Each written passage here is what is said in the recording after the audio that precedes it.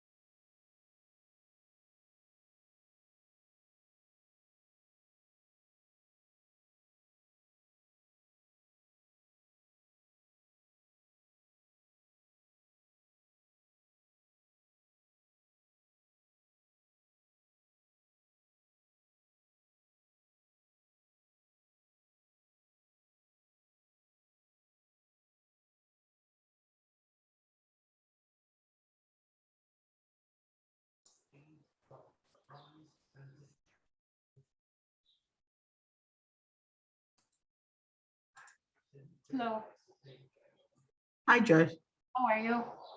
Good, and you? That's fine.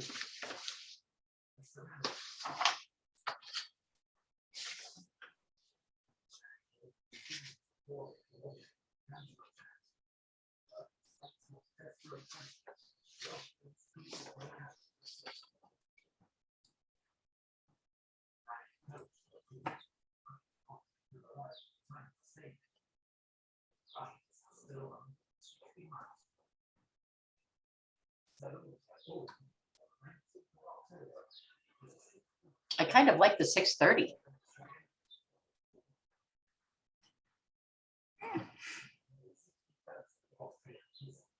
Have any of the city meetings gone back to face-to-face?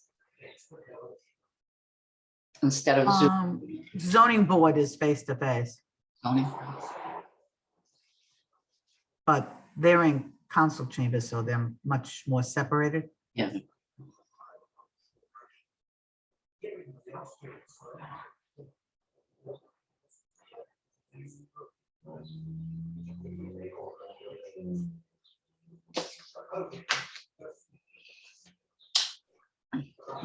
It's better.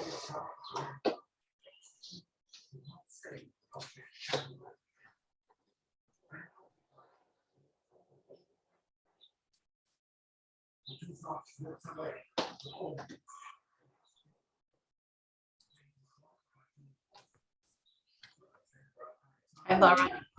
Hi.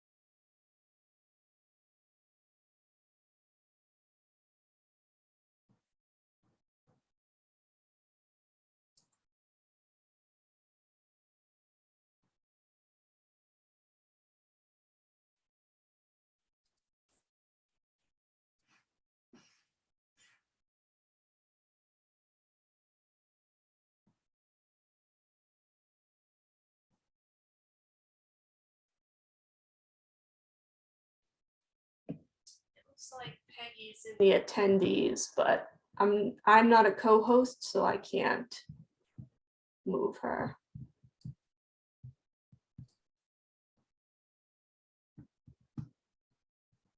How do I make you a co-host? Maybe if you click on my name in the panelists.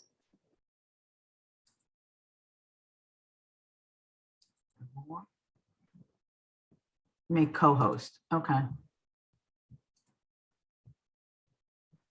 Okay.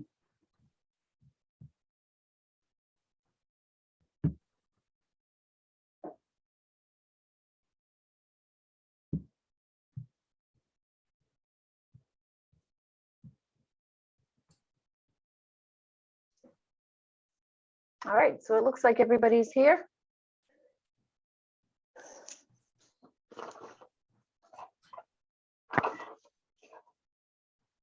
Missing one, but there is quorum.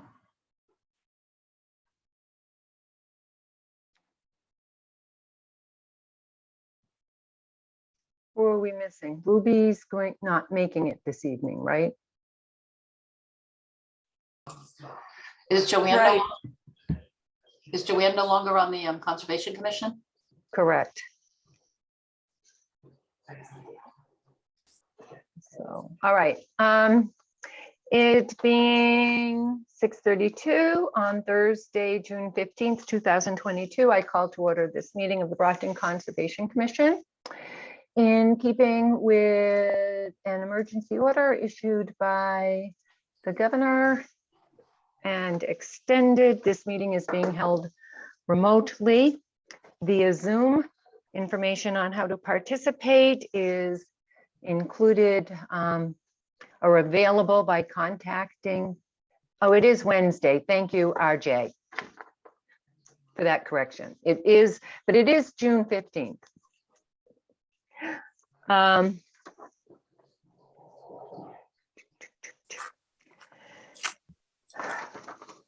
Anyone wishing to participate when comments are being heard by the chair from the public, you can indicate by raising your hand and you will be recognized at an appropriate time.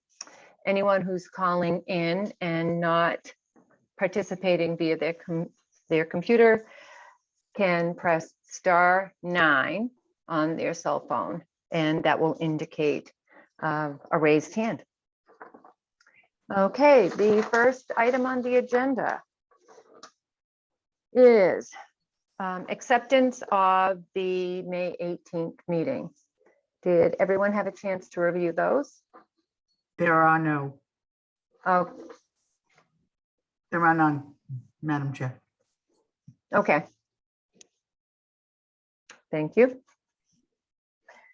Thank you, Pam, for revealing that, I didn't go looking for them. Neither one of us unfortunately had a chance to get to It's them. okay. We'll push those off to the next meeting. The next item on the agenda is an enforcement matter, 58 Trout Street. And Megan, if you could give us an update on that. Yes. So as requested by the commission at the last meeting, I sent the owner, Mr. Pino, a list of resources on how to hire the relevant professionals and how to file a notice of intent for the work in the rear of the property. He did follow up with a response saying he was going to start calling to hire a surveyor and a wetland scientist. That was about a week after the last meeting. But at this time, that is my last update, is that he acknowledged the list of resources and was going to try to contact some professionals for the notice of intent. Okay. So do we need to do anything at this point other than to continue this to the next meeting? Yeah, I think if the commission would like to give him the opportunity to follow up for the next meeting, and then if there's any specific language you'd like me to include in that follow-up letter, the commission can let me know now. in terms of what he should have prepared for the July meeting. I don't know, commissioners. I mean, I think we want to remind him that he needs to come back to the commission and he needs to come back with a plan for either having the work permitted or restoring any area that's disturbed beyond, the commission will determine that based on the plans that he comes in with. Any other thoughts? Megan, did you include that letter to him in the file for today's meeting? The letter that you had sent? I don't believe it's in the file because it was an email to Oh, him, okay. because that was, the request was that it be sent via email to, Okay. so that he could respond that way. So I can do a sort of print for the next meeting of any email exchanges, but it was an email exchange and his exchange back to me was an email. Thank you. Just so we would have a record of what it is that you requested, that'd be great. Thank you. As long as he follows, I would expect, take some action on that. Mhm. Okay, so do we have a motion to continue to the next meeting, continue this item to the next meeting? I make Sure. a motion to continue this 58 Trout Street to the next meeting, which is July, I'm not sure of the date.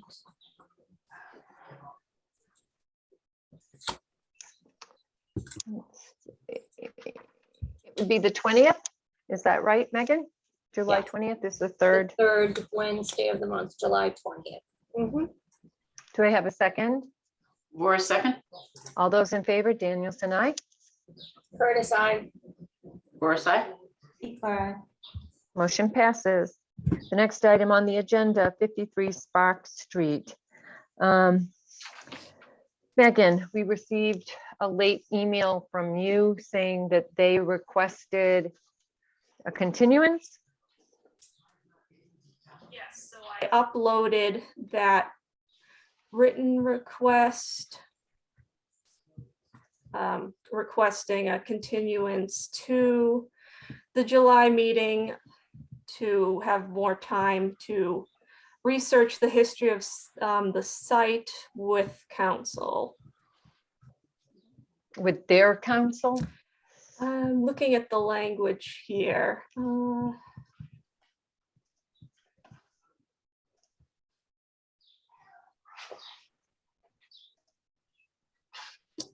Difficult to Yeah, understand. it says council needs more time to do research on DEP requirements. My assumption is that is council on their side. So let's review again. How long have they? How long ago did we first notify them of this violation? So this is they were first notified ahead of the May 18th meeting.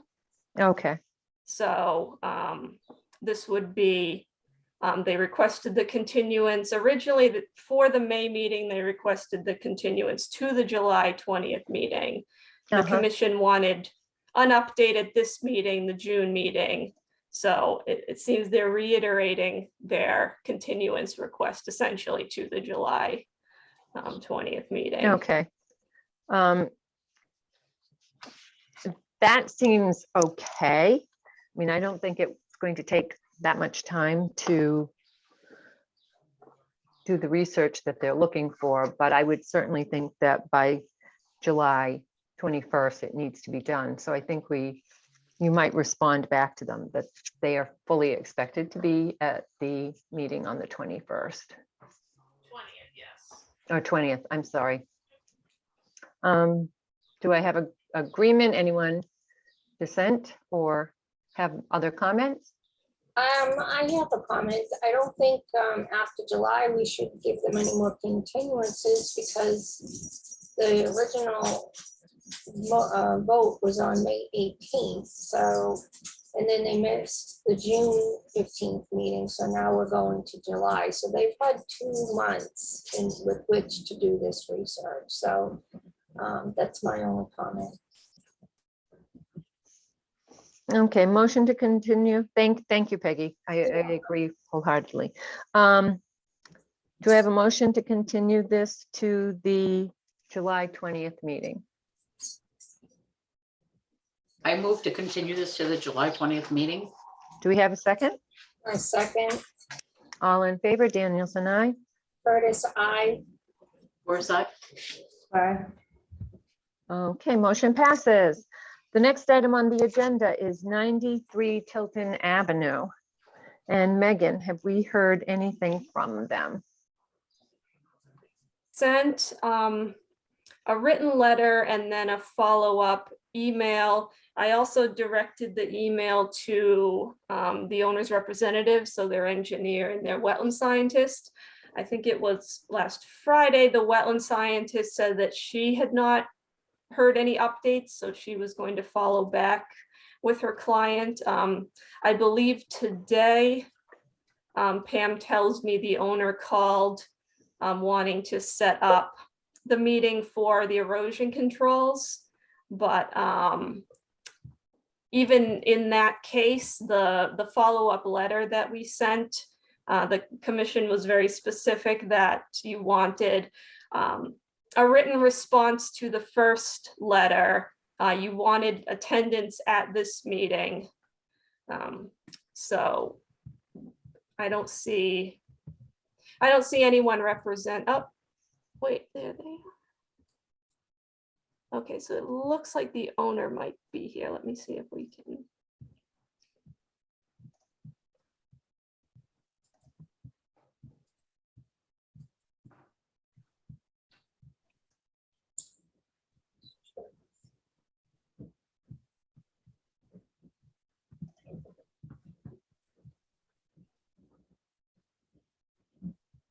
Okay, so I believe they should be able to unmute themselves.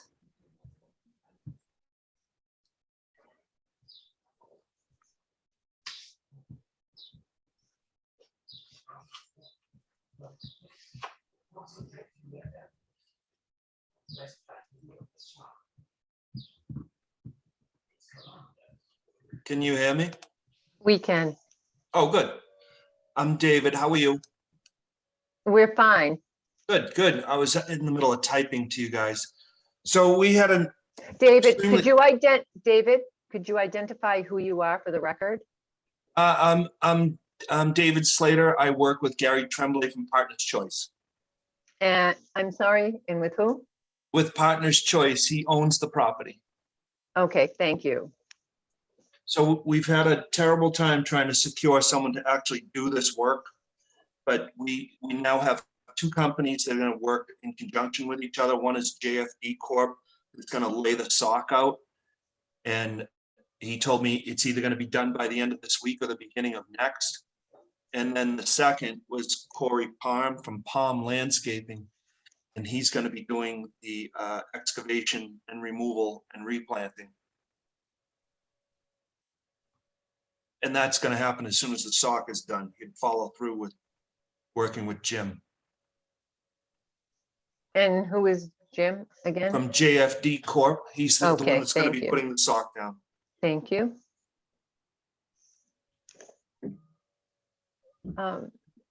So Megan, could you go over what the enforcement requirements are?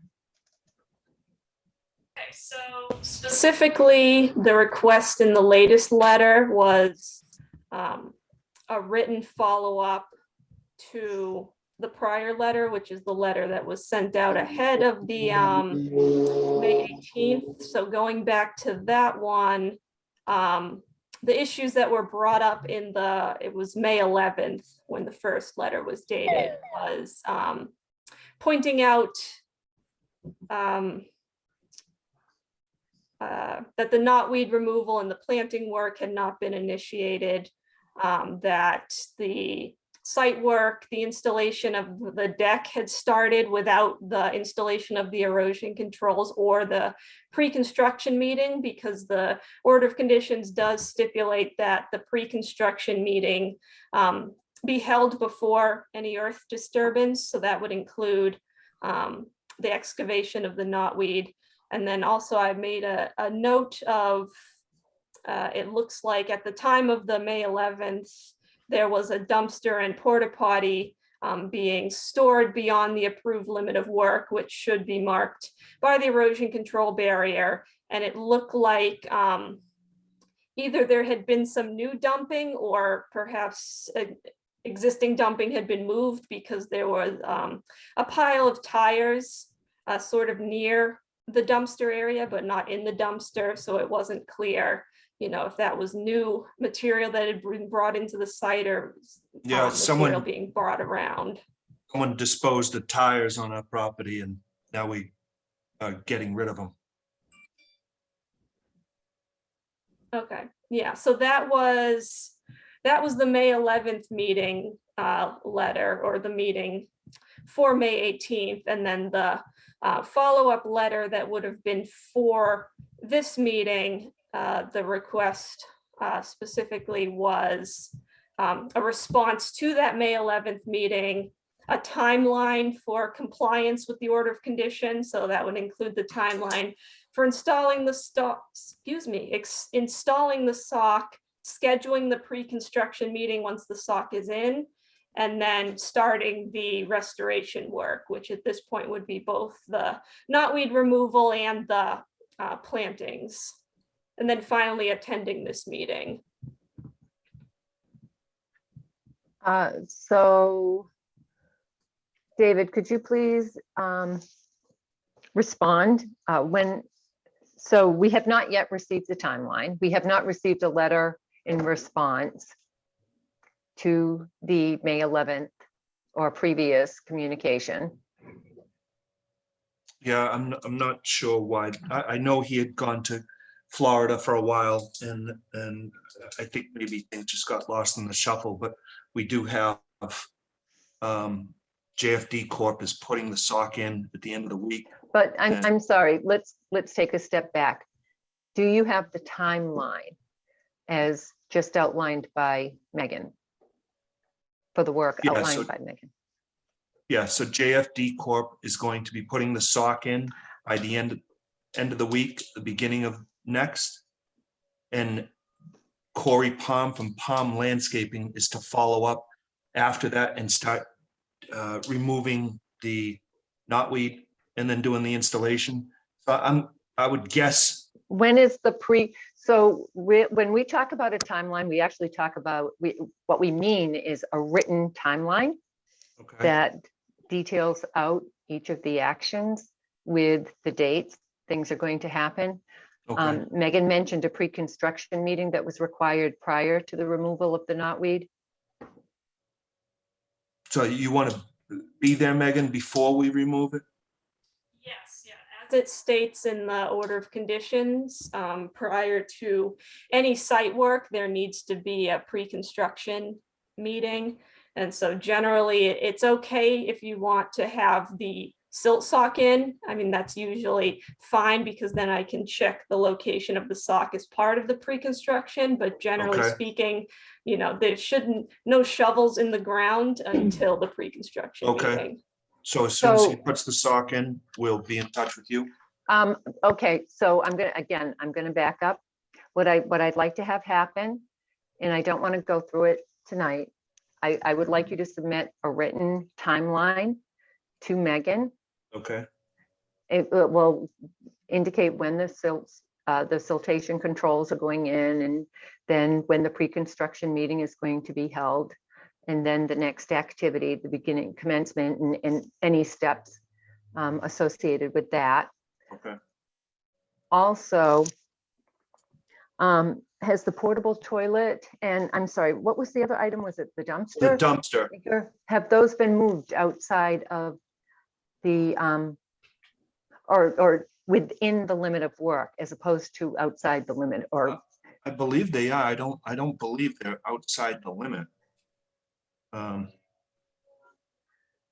I'll confirm that when he Have brings they, this. so I guess the question would be, have they been moved since Megan observed them outside the limit of work? The porta potty was, I'm not sure if the dumpster got taken away yet. I I don't know. Okay, so that should be confirmed. Okay. Okay. Megan, does that cover it? I know I just had you go through it all, but can I have the May 20th letter in front of me? They are here. We have not received a written response. But you're here this evening. You understand what the next steps are for you. Yes, do I have your, I do have your email address, Megan, so I'll send it to you. Yes. Okay. Okay. Do any of the other board members have questions or comments? My only question would be, do they have to wait? Can they actually start to dig once Megan has gone out, even if it is before the next meeting? Once the pre-construction meeting is held? I would say yes, they do have an active order of conditions. So that order of conditions, allows them to do all the work outlined on the approved plan. They just need to follow the order of conditions in terms of actually doing that work. And that does require a pre-construction meeting. And it did have the stipulations that with the timeline of when the knotweed removal and plantings need to go in. So they do have a permit to do the work. It just needs to be in compliance with the order. Okay. Thank you. Okay. Do I have a motion to continue this for an update to the next meeting? I make a motion to continue this to July 20th with updated information. And okay. Scott Farrier just raised his hand. Is J.K. Holmgren's office involved in this project? They were not the engineer of record for this project. Can we allow Scott to speak? Or Scott, if you may raised be your up hand. next, or God is up next. Okay, Scott, if you did not raise your hand to speak on this subject, please lower your hand. And I think I just saw it lower, and now we have George Haler with his hand raised. George, if you're not raising your hand to speak on this subject, please lower your hand. Thank you. Okay. Stephanie, if I may, if you'd like me to identify, so I believe Scott is on the upcoming hearings. I would, believe, what I would yes. really like to do is just finish this. We're almost done. Okay, so we had a motion, yeah. and I think we had someone second. I did not hear a second. Okay, do we have a second? I'm I'll second, sorry. of course. All those in favor, Danielson, aye. Curtis, I. Doris, aye. Motion passes. All right, that was a little bit of the vagaries of doing Zoom meetings. Okay, the next item on the agenda is a request for certificate of compliance for Dunbar Street, Davis Commons. Sorry about that, Madam Chair. I got a You, little bit excited and hit that button too quick. it's okay. We knew you were there. Yeah, members of the commission, Scott Farrier from Holmgren Engineering, Davis Commons. We are requesting a certificate of compliance for the project, which was permitted by you folks back in 2019, I believe. We submitted all of the information. We have your agent's review letter of our request. There were a few items that she wanted addressed out on the site. We met with the contractor on the site Monday, and he is looking to resolve those issues at the end of this week. It was basically some cleanup issues, I think, more than anything, Madam Chair. Some riprap that needs to be replaced, and certainly some cleanup in the detention basins and sediment forebays. Okay, Megan, do you want to give an overview of your report and your recommendations at this point? Is sort of a revised report in that the request was before the commission probably about a year ago. And I know in that report, I indicated there was issues with the wetlands flags. It looks like they had fallen, and it turns out maybe one of them was mislabeled because it wasn't clear where the limit of work was relative to the wetlands at that point. So I had recommended that the flags be replaced, and then a couple other comments. So in that time, the flags have been replaced. It looks like one of them might have been mislabeled, which made it more confusing, but based on where the flags are replaced, it does look like the limit of work was pretty much correct.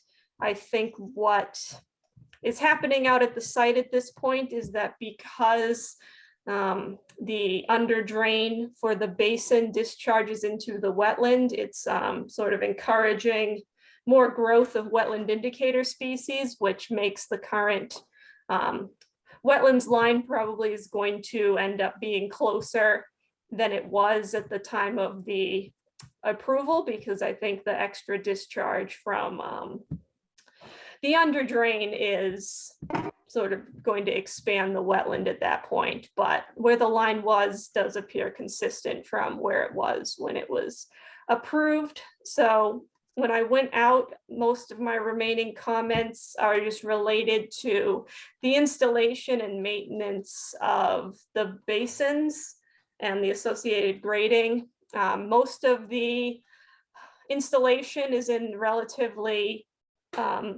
locations as shown on the approved plan, with the exception of the monitoring well in the infiltration basin is not shown. And I haven't been able to see if it has been installed, because the couple times I've been out there, there has been standing water in the infiltration basin. So if there is a monitoring well or a structure, on the basin floor, I haven't been able to see it. And then the other discrepancies I noticed was that the grading along the western edge was shown on the approved plan to be as a grass swale to direct some of the flow coming off of the basketball court. The as-built plan doesn't show that grading, and when you're out in the field, it doesn't look like a swale. It looks that it's just graded from the basketball court down to the wooded area. And then the couple other comments are related to the ripraps and the plunge pools and the basins themselves. The riprap did not appear in good condition. There appeared to be disposal of trash in the basins, in the flared end sections, in the overflow structure. And then from what I could tell, it looks like some of the side slopes in the basins are not well vegetated. It's possible the floors of the basins are not vegetated either, I would assume, though again, it's been hard to confirm because oftentimes there is standing water in those basins. But in any case, my recommendations is that the trash be removed, all of the outfalls, anything with riprap should be cleaned up to installed as shown on the detail sheets of the approved plans. And then as needed, the basin should be reseeded wherever it's unvegetated or sparsely vegetated. And then I'm recommending that the as-built plan be updated just to show the couple of missing items, that being the location of the monitoring well. And then I think one of the flared end sections is missing an invert. But other than that, I believe everything else is shown. Okay, so they still have a little bit of work to do. Correct. Okay. Do any of the commissioners have any questions? I have a question for Megan. Could you explain what scour means? I'm not sure what that is. Right, so scour refers to when you have a basin either, discharging from the forebay into the main basin or discharging from the basin towards the wetland. It's usually coming out of a pipe. And the concern is that when you're concentrating discharge from a pipe, rather than spreading it out, it's more likely to erode the soil directly below the pipe. So that's why you put the stone riprap in. It's supposed to collect sediment. It's supposed to create sort of an apron to spread the water out so that it doesn't scour a channel, directly into the soil beneath, which is why I'm pointing out that I think the riprap could be better installed than what's out there currently, just to make sure it's actually performing its function of dissipating the flows. And do we have any recommendations for what we should reseed the area with? My recommendation is that the details sheets from the approved plan be revisited. There are details for the basins. There's details for what the riprap's supposed to look like. So if it's conforming with those detail sheets, then it should be vegetated. The riprap should be in place as designed. So it's just a matter of matching those sheets that were approved when they received their order of conditions. Thank you. Okay, Also- any other? I do have a quick question. Megan, you mentioned something about the monitoring well. You couldn't really tell because of standing water. Is that correct? Yes, so the approved plan at the request of Beta Group, when they did their review, they wanted a monitoring well that sits, in the floor and it goes underground in the infiltration basin. It's not shown on the as-built plan. And again, the couple times I've been out there, there's still been some standing water in the basin, so it's possible if there is a structure in there, I wouldn't be able to see it. But again, part of my request is confirming that it is indeed in there. And if it is in there, it would be shown on the as-built plan. And what is the function of that monitoring? Thank you, Joyce. I'm sorry. No, The monitoring well is underwater. What can we monitor? Right.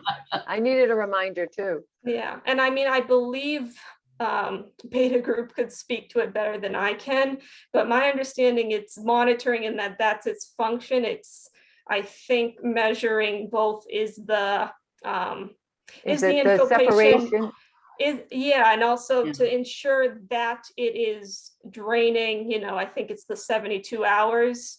It's designed that it's supposed to infiltrate. So I think part of the monitoring well is you can tell whether it's infiltrating at the rate it's supposed to be. And if it fills with sediment, you can get information from that and so on. So it is indeed a monitoring well. You can check the functioning of the basin through that structure. If it's underwater, does that mean the basin is not filtering properly? It's hard to say because I can't say at this point because I have not checked it. Really, if you wanted to be sure after a rain event, you would check like 3 days in a row. And if it hasn't drained in, I think 3 days or 72 hours, then that would indicate it's not functioning. But, Madam Chair, we were, Yes, similar if you to, could. yeah, similar to Megan, a few times we've been out there, it has had water in it, but it does drain. We were out there last week and it was, bone dry and invisible. I have pictures that I could forward to Megan. Having said that, we were back out there Monday. It rained Sunday night. There was water back in the basins Monday afternoon. So it does take that period of time to infiltrate. So has anyone, because it has been observed underwater, it seems a number of times since being installed, and that could be an effect of just the rainfall we've had and how it's falling, because it does seem to be heavy, and then we don't have rainfall for days. But have you folks opened the well to observe where the water level is within the well? Because I'm guessing it's to ensure the groundwater. the two water, the separation from groundwater. Yeah, it is mostly to observe the groundwater and see what kind of fluctuation is observed there. But last week when it was dry, we have not, Madam Chair. And as I said, when I was out there Monday, it was underwater again, so. I would like to suggest that when this other work is being done, that the well be opened and observed for assessment as part of that process and a report. As soon as it drains dry again, Madam Chair, I'll Yep. certainly let the agent know and see if we can schedule a site visit at that point so we can see it together. Yeah, good, thank you. Is the 3-day monitoring well, does that mean that it has to drain within 3 days? It's That's- designed to drain in 3 days, within 3 days.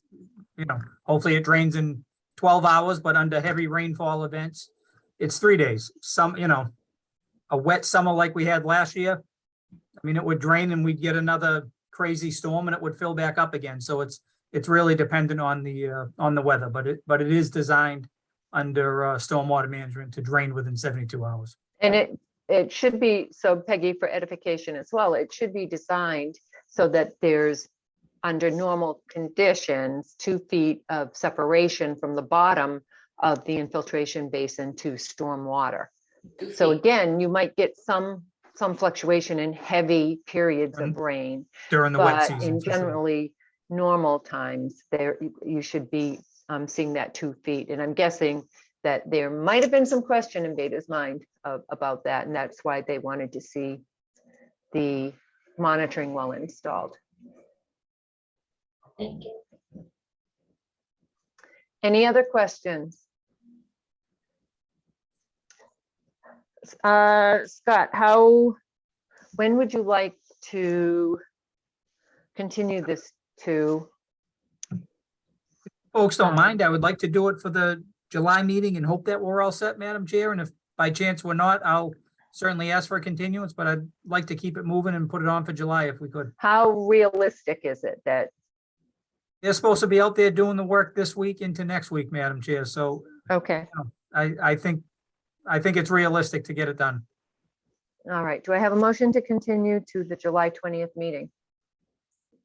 Make a motion to continue to July 20th. Do we have a second? For a second, All in favor, Danielson, aye. Curtis, I. or side? Motion passes. Vote.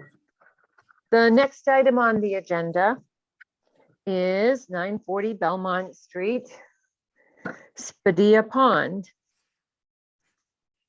And this is a determination of applicability. Right. Thank you, Madam Chair. Again, Scott Farrier, Holmgren Engineering for VA Hospital. The site out off of Belmont Street, as you folks know, has an extensive wetland system, but as part of that wetland system, there's a pond that exists on the site. It's used as a little bit of a passive recreation area. There's a nice boardwalk that goes around the pond.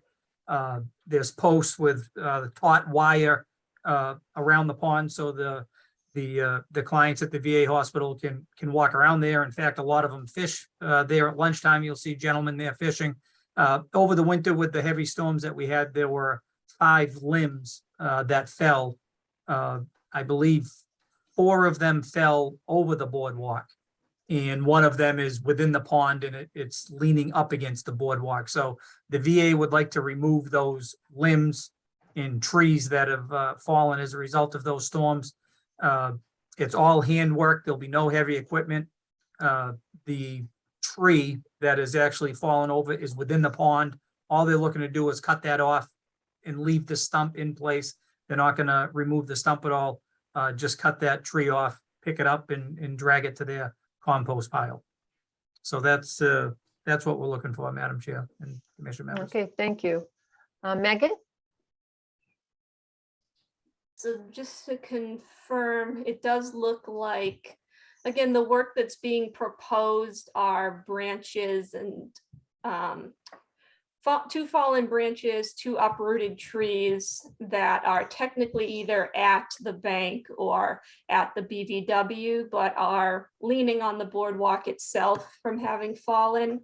So I think from what's being proposed, if they're only proposing to cut down fallen branches and trees itself, technically, those trees themselves are within resource areas, but the commission does have the option of issuing a -2. So a -2 determination is saying that they don't need to file a notice of intent, but the number 2 is referring to the acknowledgement that the work is proposed in resource areas, in this case, because the fallen trees or branches are attached to trees that are in resource areas, but the work itself being proposed will not alter those resource areas.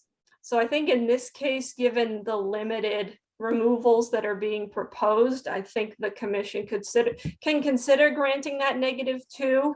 And if they want to add the additional conditions, just to reiterate that they should be working from the boardwalk, that they should be conducting the work by hand, that they should be leaving stumps in place, which is all part of the proposal as well. I think that would be consistent with the intention of a -2 determination. Okay, I have no questions or concerns with that. Other members? The question I have is, it will be conducted by hand. Does that mean no heavy equipment is coming in to remove the trees that someone Right. would walk So it in? Yes, so someone would either they need to be up on the boardwalk, or if they are on the ground itself, then it would be, someone with a chainsaw and, not a bobcat or an excavator or driving a tree crane into the resource area. Okay, thank you. Okay, any other comments or questions? All right, do we have a motion to issue a -2 determination? I motion that we issue a -2 determination for 940 Belmont Street, Spadea Pond. Do we have a second? Second, Boris? All in favor, Danielson, aye. Curtis, I. Boris, aye. Motion passes. Thank you, folks. Thank you. And Scott, I guess you're just sitting right here for a while. The next item on the agenda is a notice of intent for, let's see. Well, I'm just going to say West Chestnut Street and Knapp Center. Close I'm enough, not going to Madam read out Chair. all those numbers. I agree. This is related to Lynch's towing, I believe. That is correct. Property on West Chestnut Street. Again, Scott Farrier, Holmgren Engineering, on behalf of Lynch's Towing. We have a notice of intent application before the commission for Lynch's proposed tow yard. The site is on Knapp Center, just down the road from West Chestnut Street, behind the auto parts store.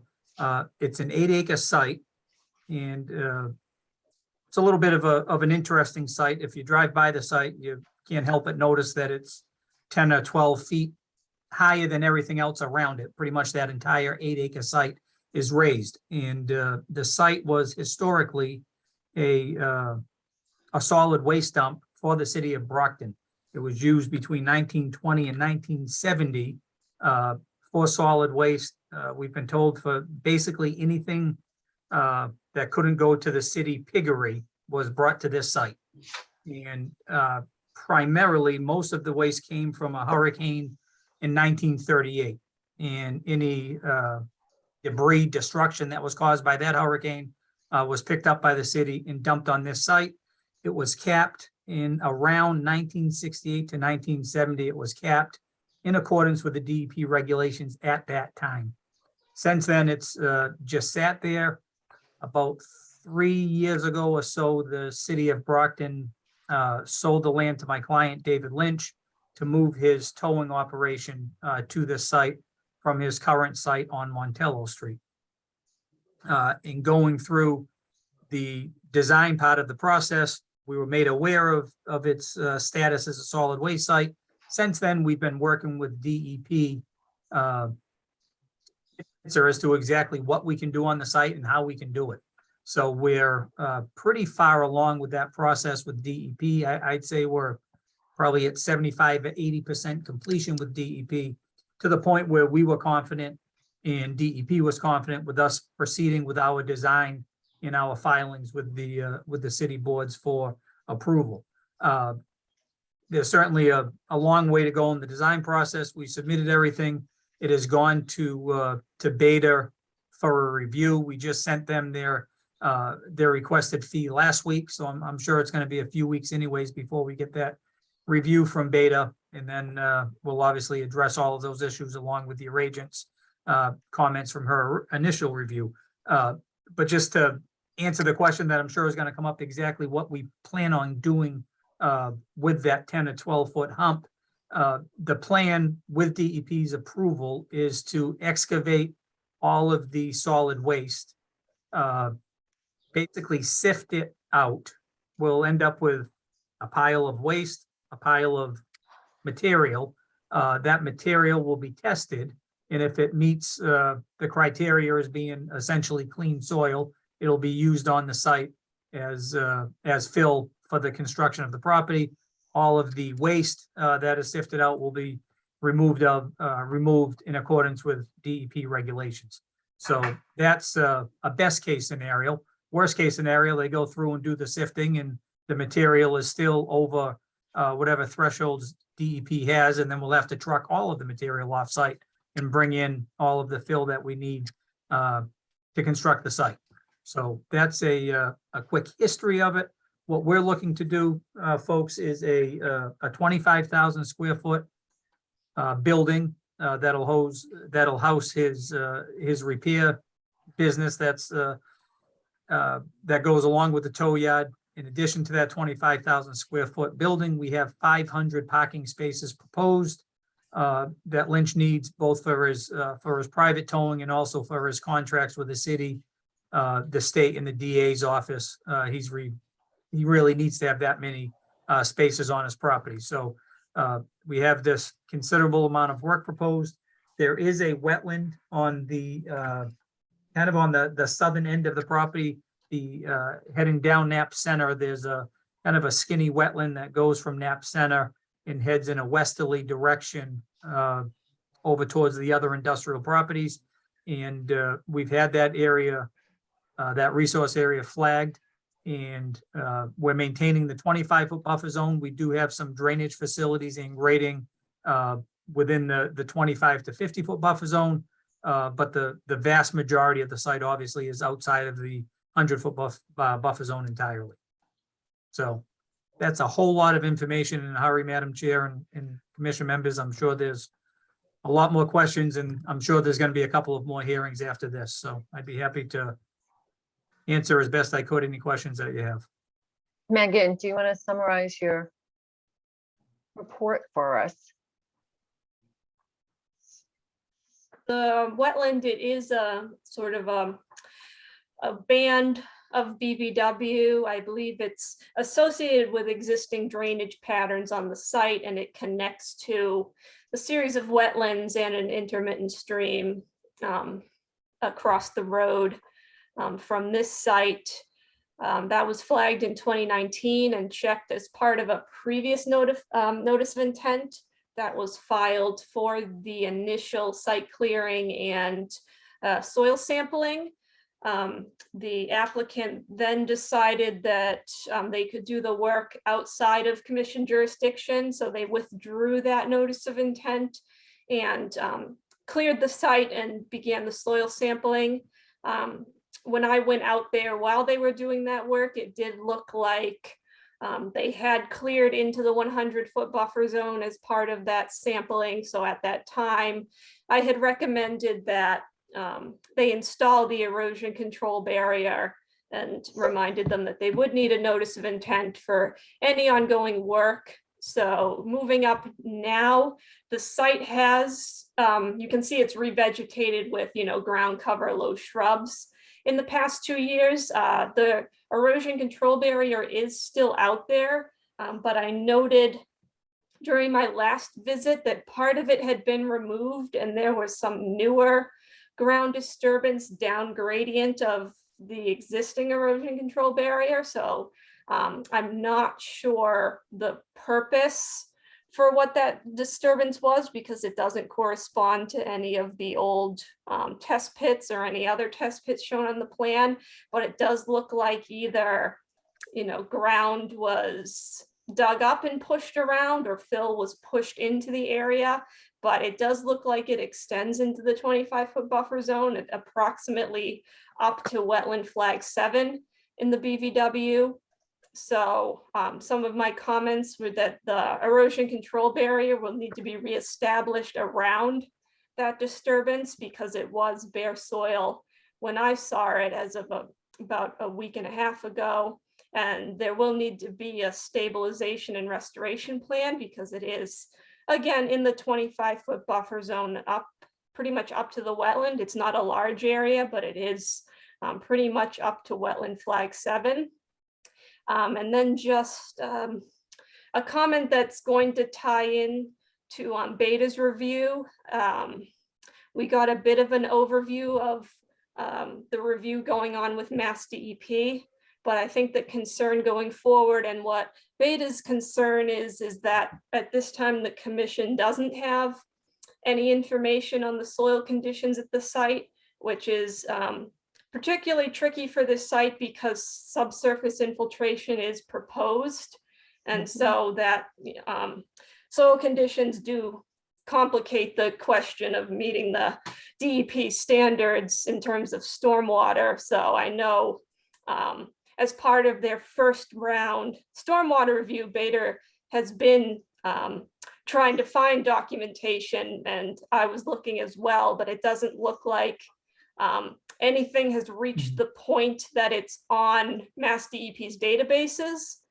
So pretty much the history of what we've heard at this hearing is the extent of what we know about what's on the site. But I do think it's going to be a concern in terms of approving the infiltration system is understanding what it's infiltrating into. Yeah. Madam Chair, if I could just, on that issue, I wasn't aware that Beta or anybody was looking for those reports.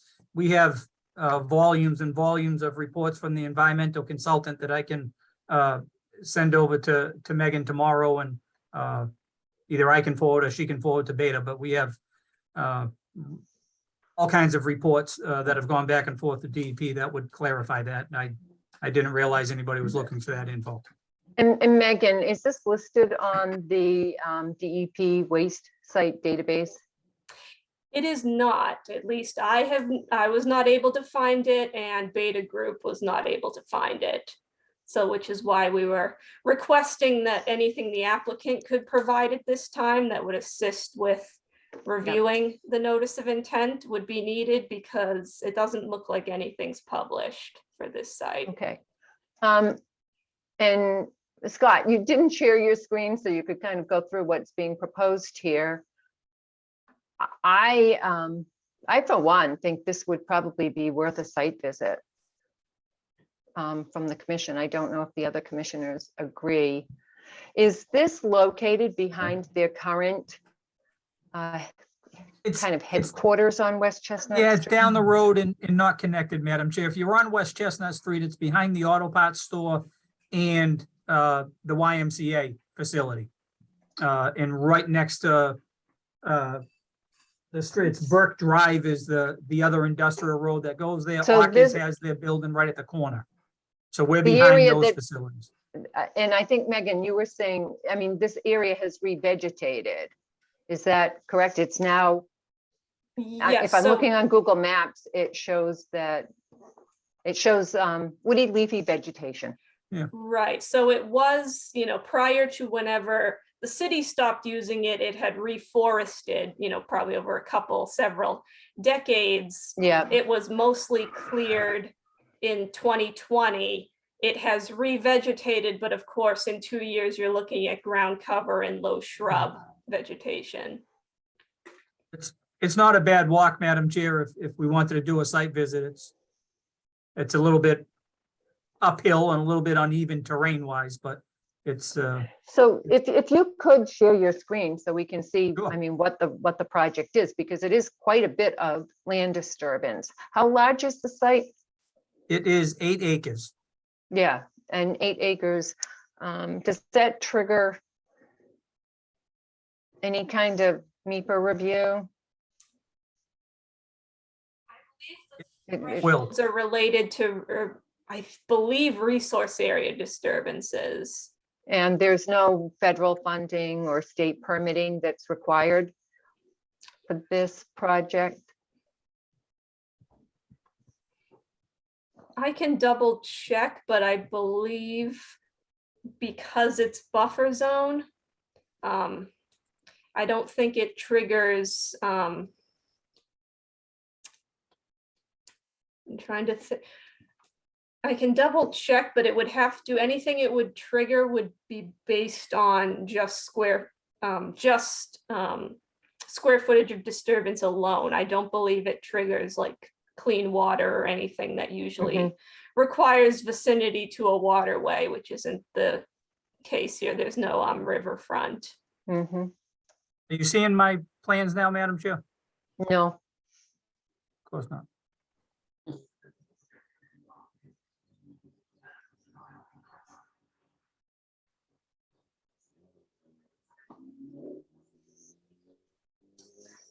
You have it now, Madam Chair? yes, we Good. can see it. All right. I have a quick question. I see this gray line going through the buffer zone. Is that a driveway or parking lot, or what is that? It's that gray, what looks like a driveway is in fact the driveway for the tow trucks to go around. So this area at the top of the page is the wetland area. Right. We have the 25-foot buffer zone, kind of shown in the heavy black line. Then our limit of work area, our drainage infiltration basin right in this area that falls within the 150-foot buffer zone. This line right here that I'm putting my cursor over is the 100-foot buffer zone. So we're just catching the 100-foot buffer zone with the corner of the building. From there, basically the entire site is paved to act as his tow yard.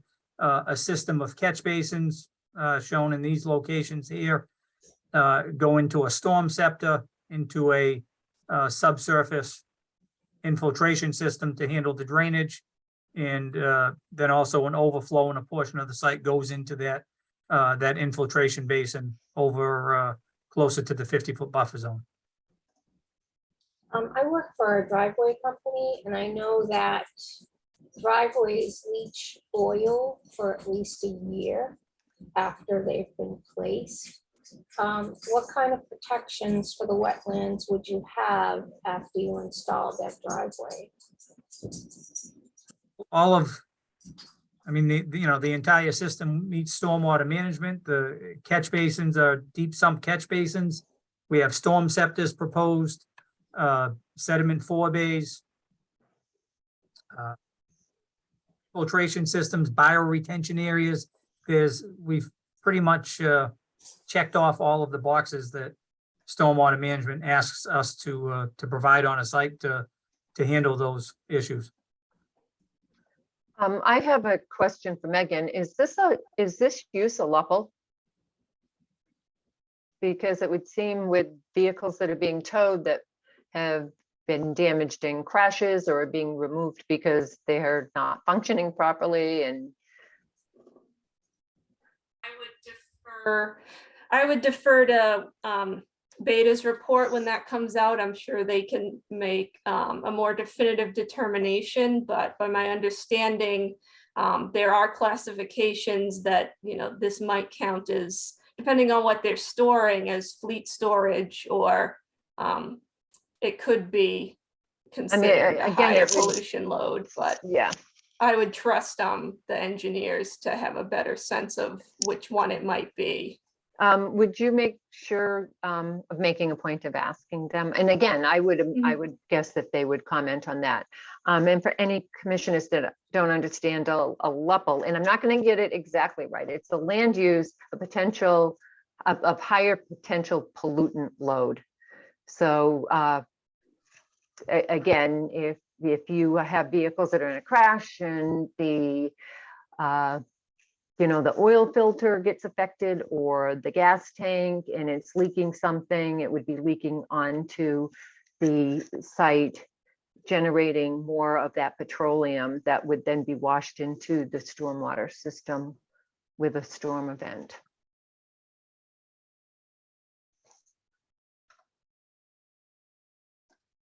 I have a question. Yes.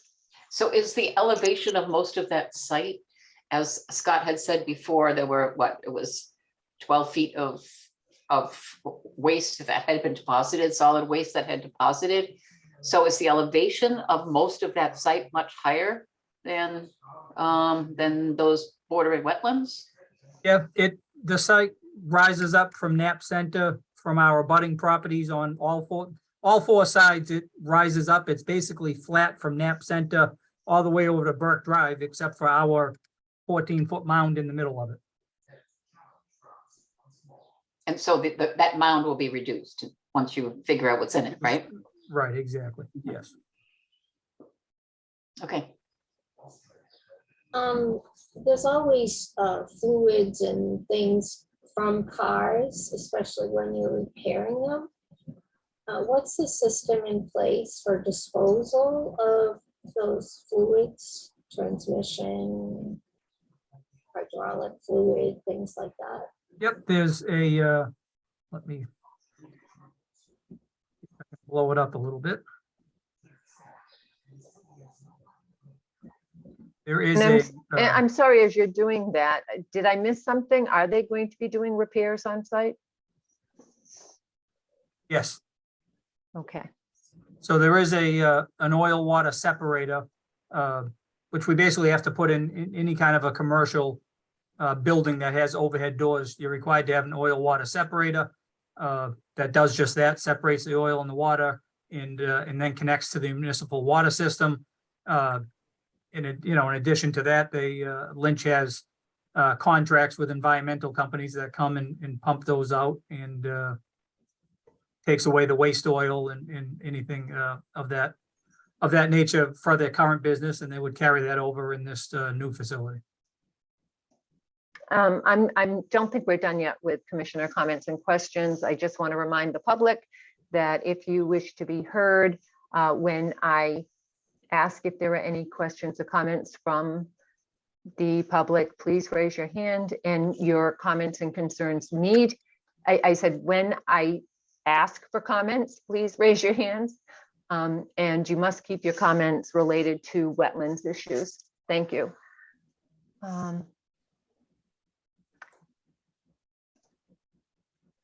Okay, does the commission have any other? My other question would be, again, this is quite a large facility. It is, I understand the underlying problems with the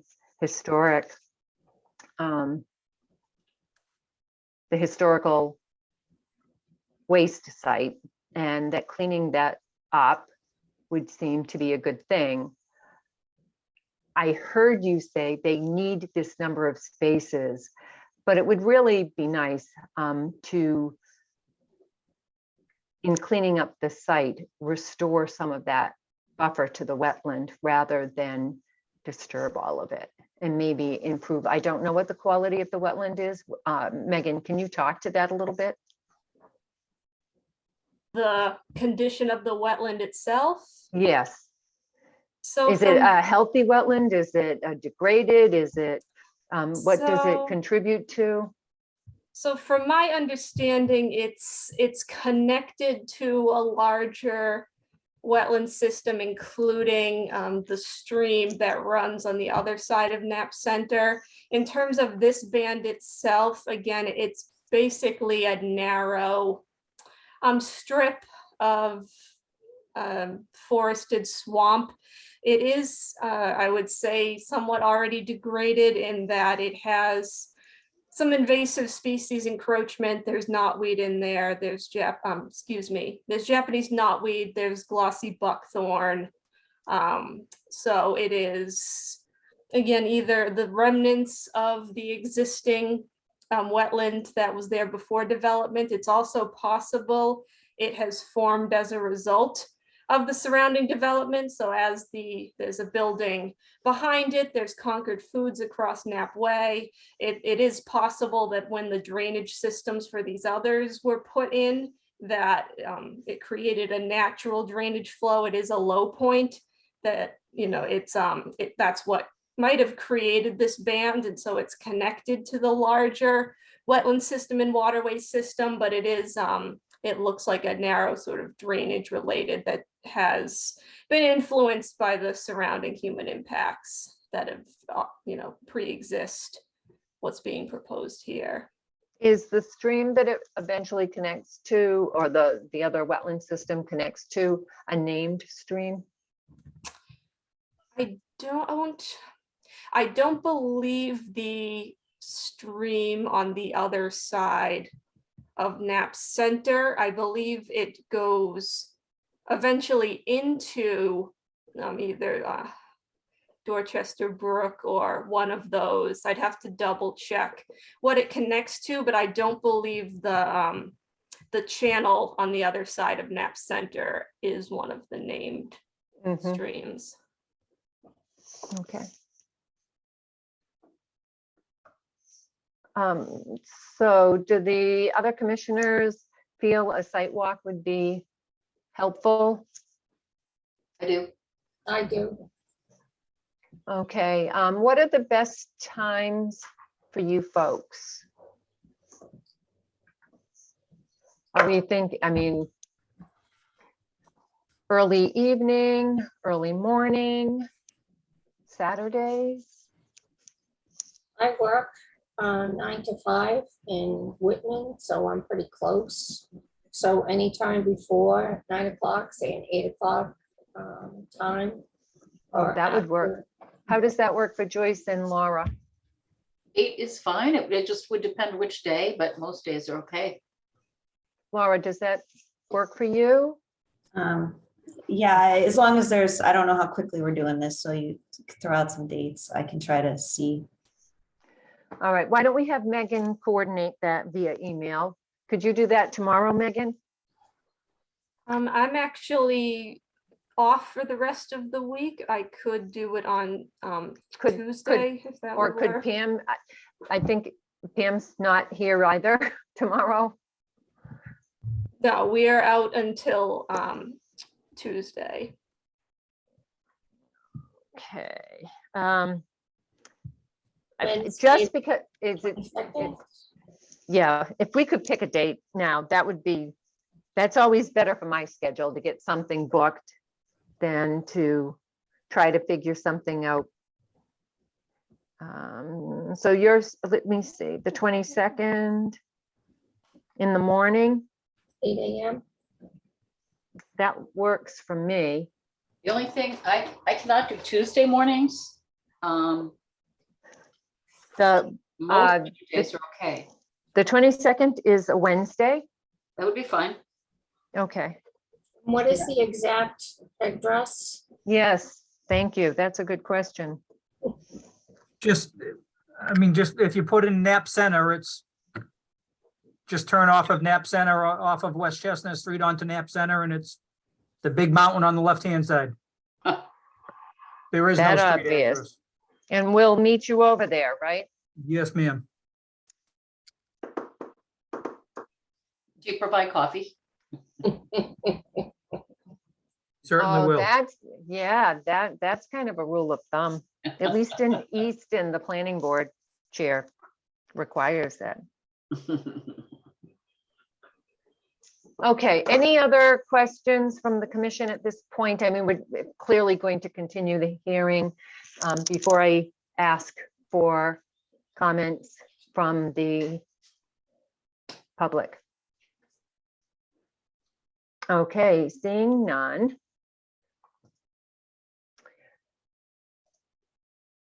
Okay, Pam, the way we're going to work this is, if someone wants to speak, they raise their hand, I will say their name, Pam, and then you will allow them to speak. Great. Okay. So if you have comments or questions you would like to raise, please raise your hand. And again, please remember that they need to be relevant to or pertain to the wetland resources on the site. That is all that this commission is charged with overseeing.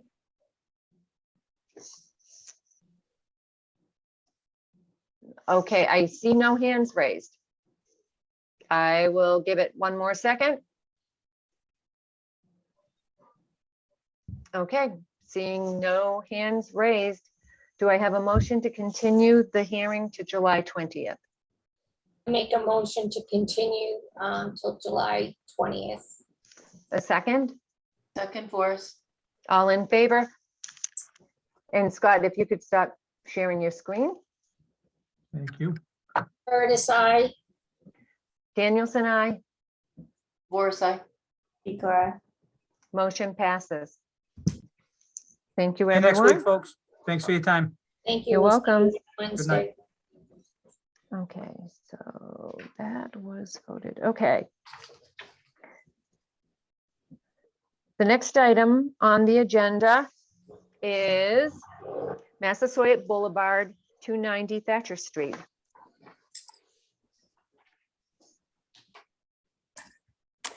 Hi, Molly, good is evening. there anyone else with you? Is anyone else with me? No, just me. Yeah, good evening, everyone. My name is Molly Lennon. I'm with TRC here representing Massachusetts Electric Company tonight. I'm continuing to talk about the Massasoit College Streetlights project, where we're looking to install upgraded electric infrastructure to 9 existing streetlights along Massasoit Boulevard, 7 of which are within the Conservation Commission's jurisdiction. So last week, you all had some questions about the transformer box and its impact on flood storage, since it's located within bordering land subject to flooding. We were able to have a TRC engineer take a look at this and look at the impact that the transformer box would have on flood storage. And he was able to, he considers the impact to flood storage capacity to be negligible. However, he did provide a compensatory flood storage plan in case you all did want us to provide compensatory storage. So you can see a small flood storage basin that would be placed just down gradient from the transformer box. And this would be 100% of the volume that the transformer box would take up. So it'd be able to collect any flood storage that the transformer box would take up. So this would be located completely outside of the wetland here, but it would be approximately 2 feet wide at the base and then 10 feet long and just a depth of 1 foot with some sloped sides. And this we could just excavate at the same time as the rest of the project. And then we could stabilize the basin with native seed mix or wetland seed mix. So I don't know if you all have any questions, but I'm happy to answer any. How did he determine that it was negligible impact? I'm not entirely sure what the process for that is, but he did look at like LiDAR data and the FEMA data, and in his professional opinion, he thought that it was negligible, but he did want to be conservative and provide this data to you all. Thank you. Just looking through, he actually, that's for, is the calculation in the report that was submitted for the compensatory storage? Yes, that calculation is the volume that the storage would provide. And Peggy, actually on page 2 of the report, project impacts, it does state how much flood storage will be lost, which is 41.1 cubic feet. Yes. And that would be based on a calculation that they would do looking at the grades in the area and the impact of the structure to disperse water away from that particular area by filling it.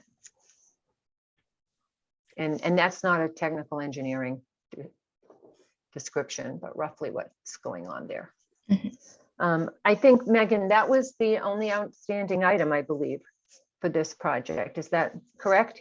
Yes, so at this point, because they've proposed that compensatory storage area, the commission doesn't need to determine whether it's negligible or not. It's more determining it was negligible, so they would not do compensatory storage. But since they're proposing it anyway, it doesn't matter if 41 cubic feet is negligible or not. They're providing the storage anyway, so it meets the performance standard. Right.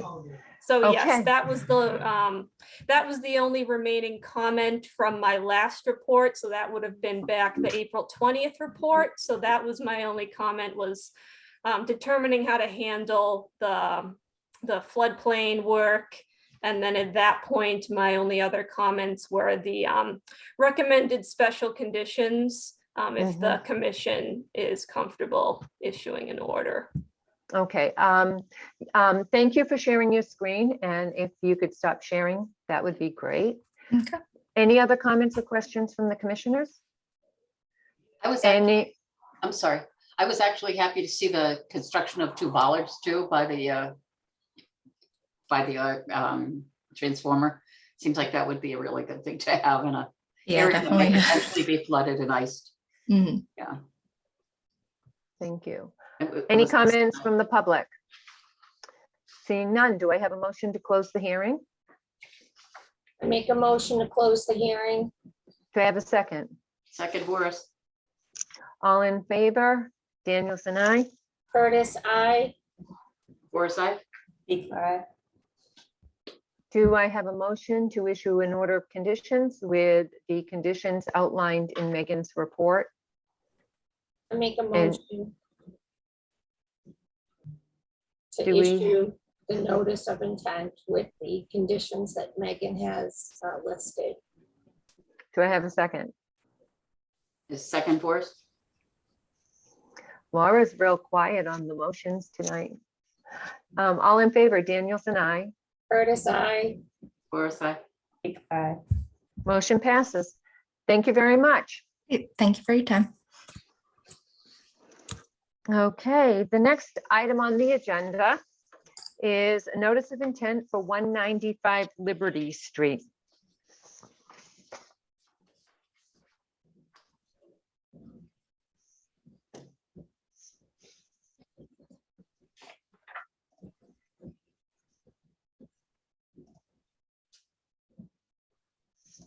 Okay, do we have someone present? Thank you. And I believe this started as an RDA and the commission determined that it warranted a notice of intent, and that's what is before the commission tonight. So Mr. Self, do you have a plan you can share with the commission? I just tried to jump off and try to call the plan up, but I could not do it. The plan that we had at the last back in April, is the same plan. I think mainly the reason we came back with the notice of intent because there were outstanding conditions that you thought it would be best filing the notice of intent, be able to put those on, to have a standing order on those, and the applicants, of course, he's fair with that. And basically, that's what we're here tonight. Nothing's changed on the original plan. Okay, Megan.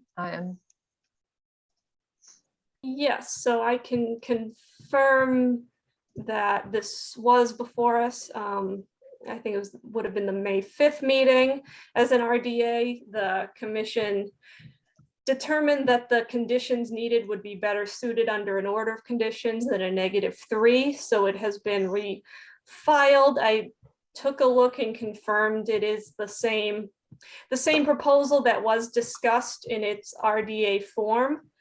So at this point, it does have the adequate erosion controls. They're proposing restoration plantings of blueberry bushes to help get a few more native species back in the area. The spot grade suggests that they shouldn't need significant regrading in order to put the sign as shown. So at this point, I think the commission can consider granting the order of conditions.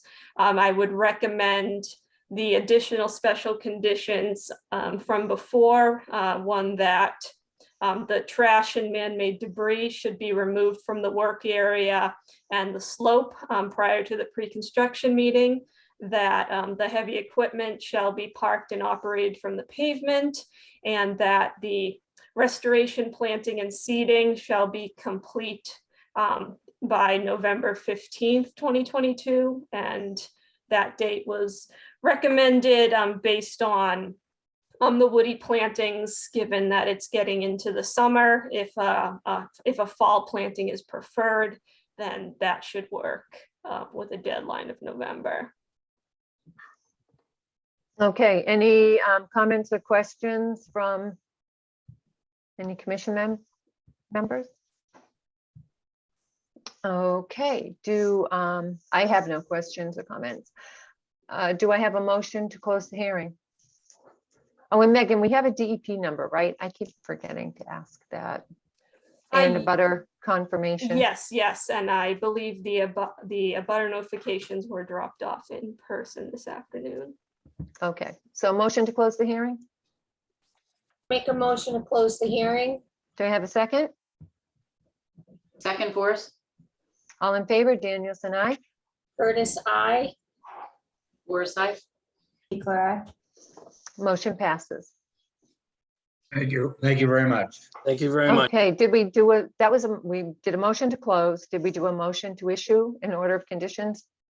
Make a motion for notice of intent with the conditions outlined by Megan. Okay, and that would be an order of conditions, I think is what you meant, Peggy. Oh, okay, yes, order of conditions, thank you. Do we have a second? Second. All in favor, Danielson, aye. Curtis, Aye. I. Clara. Motion passes. Thank you. Okay, the next item on the agenda is a notice of intent for map 003049 Pleasant Street. And it's my understanding, Megan, that they are going to withdraw and reapply. Yes, and I believe Michael, someone is here. Michael that Toole? can, yes. If you would like to provide that information to the commission. Was there a meeting last night in Easton? Yes, there was. I think Michael will talk about that briefly.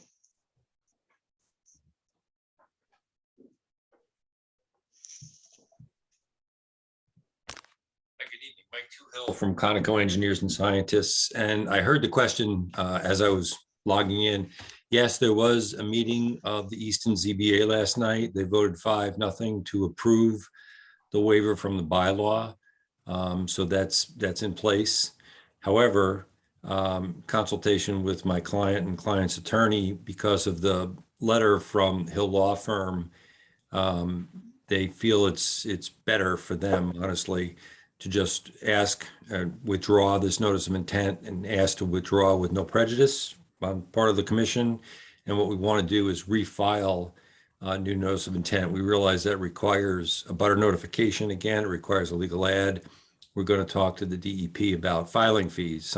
I've had these before, and sometimes filing fees are required again, sometimes they're not. So I'll talk to the department about that. And I wanted to talk to the commission about that as well.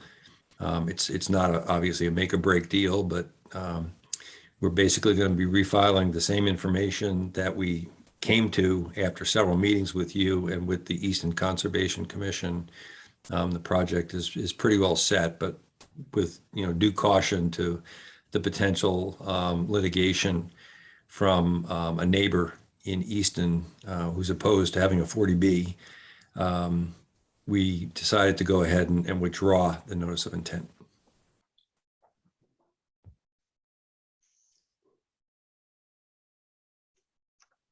Okay, this requires a vote from the board, Megan? Technically, No. no. The applicant has the No. right to withdraw That's the what I notice of thought. intent. It's basically, under the extreme circumstance, if they did work in commission jurisdiction without an order of conditions, the commission could issue an enforcement order. But beyond that, it's the applicant's right to withdraw. I think the request is just that they be allowed to withdraw without prejudice, meaning that the commission understands that they're withdrawing only due to the order of operations and not due to any other component of their application that was already submitted. Okay, so does that require a motion or just a consensus? It's not a formal process, no. It's Okay. just, I think, the recommendation or made, letting the commission know why the withdrawal is being made, just so that when the notice of intent is refiled, the commission looks at it within the context of why it was refiled. Okay. All right, then I think, yes, Joyce. Michael, I just was wondering, do you have any idea what the time frame would be like before you would refile a new notice of intent? Well, now that the vote was taken last night, once the paper's in our hands, we can file anytime. Mhm. So we're hoping to file for your next hearing date. Okay, and waiver of bylaw, does that mean that it was approved by the zoning board of Easton that project would go through? Is that what that means? Correct. What it means, and when we filed in Easton, we filed only under the Wetland Protection Act because knowing this was a 40B project. So we only filed under the Wetland Protection Act, and then we filed at the same time with the ZBA for the ZBA to waive the wetlands bylaw and other bylaws in town and allow the project to proceed as a 40B. Okay, thank you. Mhm.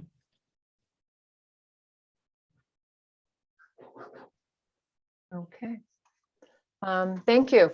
We have Thanks. to vote on whether this is a withdrawal without prejudice. No, that's what Megan was just saying. We don't need to vote on this. Okay, thank you, Michael. No, thank you. Thank you for your time. Thank you.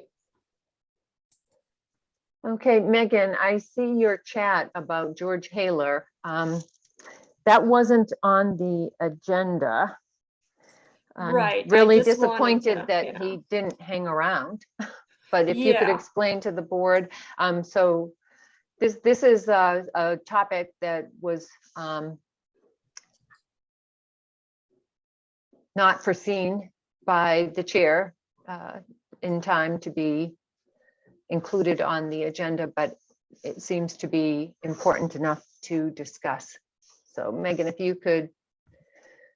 Yes, and at this time, I Brief the mean, I can board. just give an update because it is in relation to the enforcement order that was issued. I believe it would have been the previous meeting for the Claremont Ave Howard Street parcel. I received this correspondence this afternoon. It's, excuse me, from representatives of New Heights Builders, who is the owner operator of the property. The letter outlines that they are looking to comply with the enforcement order. They provide a written response to each of the mitigation and measures that were included in the enforcement order. It says that they are working on the various plans that were requested as part of the enforcement order. I believe their goal in attending tonight was just to confirm receipt of this correspondence and discuss the timeline for providing the rest of the required restoration plan materials. So certainly, if the commission would like to see this added to the July meeting and have them formally go through this or provide any other updates, I think this, for tonight, it was just to make sure that the commission knows that they have acknowledged the enforcement order and are working on the plan. So yes, we would like to see that added to the July agenda. Thank you.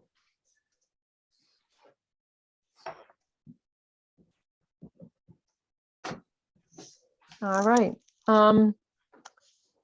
Any other items for discussion?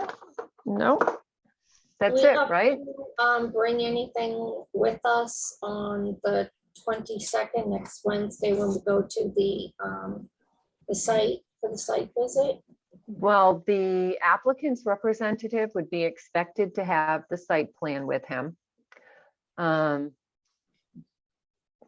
would wear reasonable shoes and Is socks the and long vegetation pants. Yeah, Is Yep. tall, you want to worry about ticks, right? right.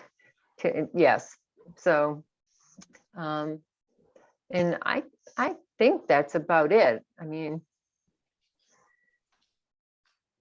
Megan, any other recommendations? I always wear inappropriate shoes. And, you know, I was once told I had slippers on when I was at a site. They were not slippers.